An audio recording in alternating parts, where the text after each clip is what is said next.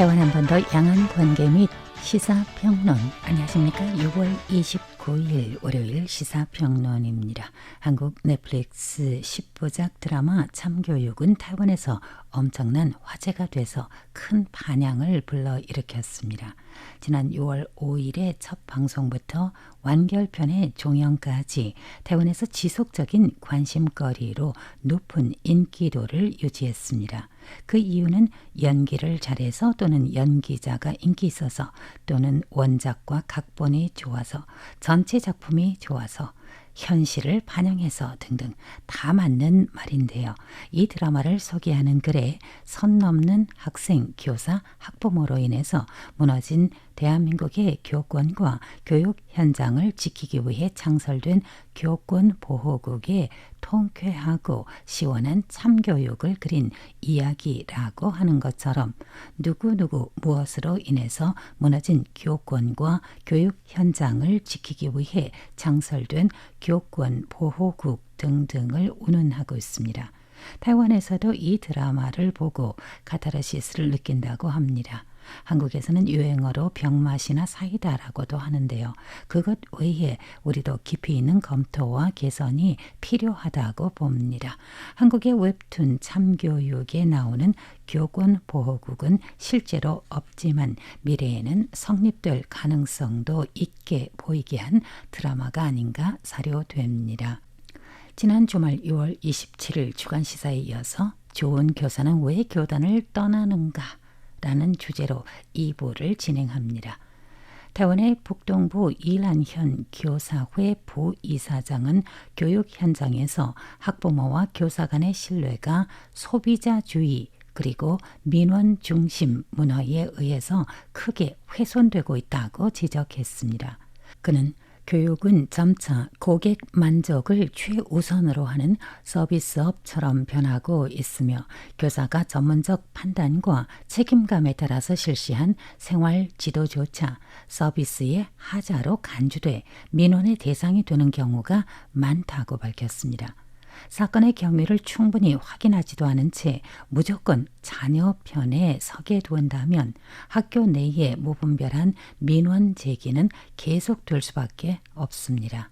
그래서 많은 교사들이 무력감을 호소하는 상황 아래서 일부 학부모들은 학부모 역시 교육을 받을 필요가 있다고 합니다. 한국 드라마 참교육은 타이완에서도 큰 화제를 모으며 타이완 학교 역시 비슷한 문제를 겪고 있는 것은 아닌지 사회적 성찰을 불러일으켰습니다.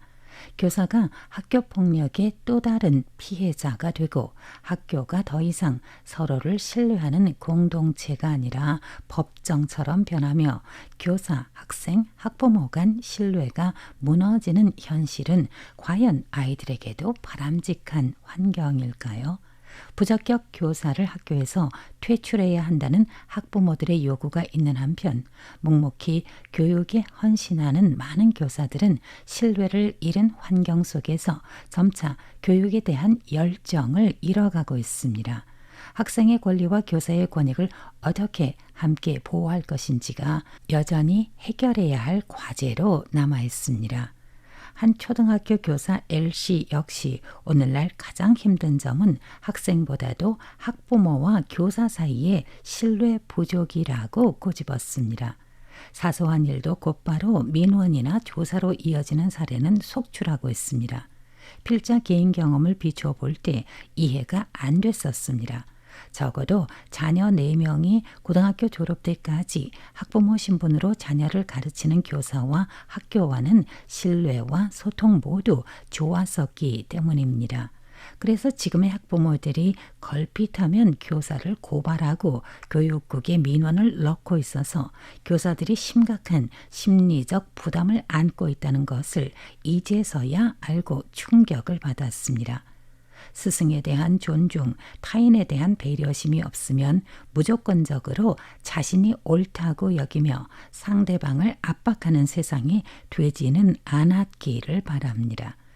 교사 L씨는 어느 학생의 학부모가 밤늦게 전화를 걸어 체육 시간에 아이가 물을 마시거나 화장실에 다녀왔다는 이유로 벌을 받아 달리기를 했다고 주장하며 체벌 의혹을 제기했다는 실제 사례를 소개했습니다. 그 전화를 받고 그는 곧바로 체육교사에게 확인한 결과 학생이 수업 중 집중하지 않아서 주의를 준 것이 전부였다고 합니다. 이후 학생도 자신의 설명이 정확하지 않았음을 인정했고 교사와 학부모는 서로 사과하며 사건은 마무리되었다고 합니다. 모든 교사가 이런 위기를 감당할 만한 경험이나 여유를 갖고 있을까요? 특히 대부분의 일은 퇴근 후에 발생합니다. 그럴 경우 만약 대응이 늦어지면 다음 날 학교에서 일이 더 커지며 더 큰 갈등으로 번질 수 있습니다. 사회는 교사의 말보다 우선 학생의 말을 믿고 교사를 의심하는 경향이 있는 건 아닐까요? 극심한 스트레스로 교사의 체중이 크게 줄어든 또 다른 사례가 있습니다.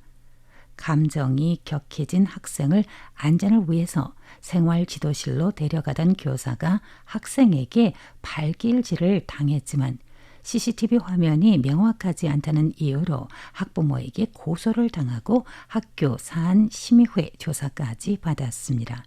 결국 교사의 잘못은 없는 것으로 결론이 났지만 한 학기 기간을 훌쩍 넘겨버린 조사 기간 동안 그 교사는 얼마나 스트레스를 받았을지 그 학생과 학부모는 이해하며 미안해 할까요?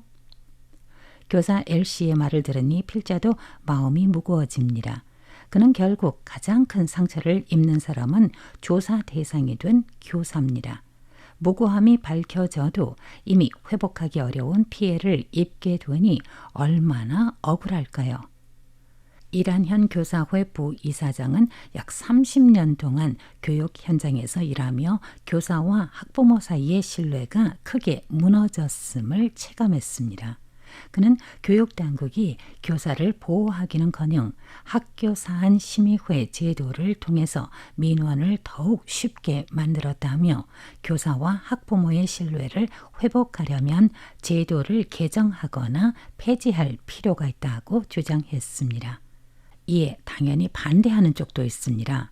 전국 학부모 단체 연맹의 부이사장은 여전히 학교에서 심각한 부당 대우를 받는 학생들이 존재한다며 더 나은 제도가 마련되기 전까지는 학교 사안심의회를 폐지해서는 안 된다고 강조했습니다.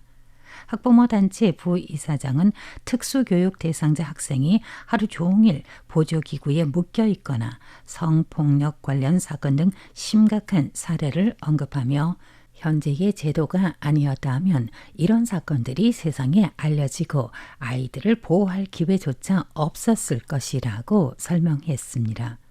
학교 문제에서 교사와 학생 모두 어려움을 겪고 있지만 학부모의 역할 또한 매우 중요합니다. 타이페이시의 한 학부모는 교사에게는 적절한 생활지도 권한이 필요하다고 말했습니다. 이 학부모는 사건의 진상을 확인하기도 전에 무조건 아이 편을 드는 태도가 계속된다면 무분별한 민원 문화는 결코 사라지지 않을 것이라고 강조했습니다. 타이완 북부의 한 초등학교 교장은 현대 사회의 가족 구조 변화와 부모들의 높은 생활 스트레스가 아이들의 정서에 직접 영향을 미치고 있으며 이는 학교에서의 갈등으로 이어지고 있다고 지적했습니다. 그는 가정교육이 학교교육보다 더욱 중요하다며 부모들도 시대 변화에 맞는 양육 방법을 지속적으로 배워야 한다고 강조했습니다. 과거에는 스승을 공경하는 문화 속에서 교사의 말이 부모보다 더 큰 신뢰를 얻기도 했습니다.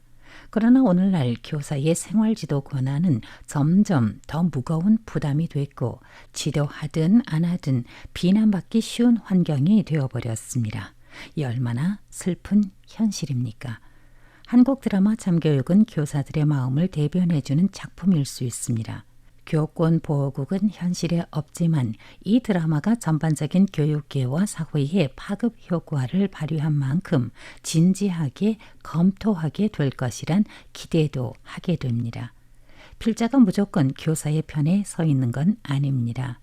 교사 한 명이 20여 명 내지 40여 학생의 보호자, 학부모를 상대해야 하니 스트레스는 학부모보다 훨씬 더 크므로 학부모가 자녀의 학교 교육을 담당하는 교사를 배려해 주기 바라는 마음이 앞서서 그렇습니다.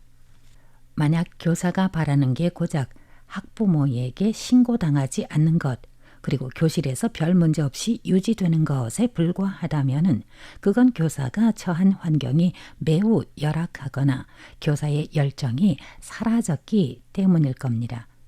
학생의 학습권과 교사의 교육권은 오늘날 변화된 불안과 두려움 속에서 희생되지 않기 위해서는 교사, 학생, 학부모 모두가 서로에 대한 신뢰와 이해를 회복하기 위해 함께 노력해 나가야 할 겁니다.